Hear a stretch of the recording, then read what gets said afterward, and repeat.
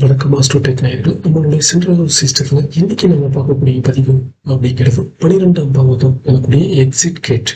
இதை ஏன் exit gate அப்படின்னு சொல்றோம்னா ஐனஸ்டைனஸ்னால தான் இது ஆகும்.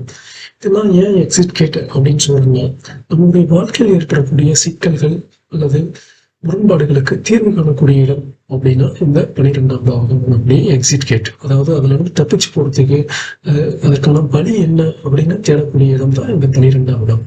அதனாலதான் நம்ம முன்னோர்கள் சொல்லுவாங்க, தூங்கி எழுந்தா சில பிரச்சனைகளுக்கு தீர்வு கிடைக்கும். ஸோ இந்த ஐனஸ்தானம் அப்படிங்கிறது நாம தான் என்ன சொல்றோம், எக்ஸிட் கேட் அப்படின்னு.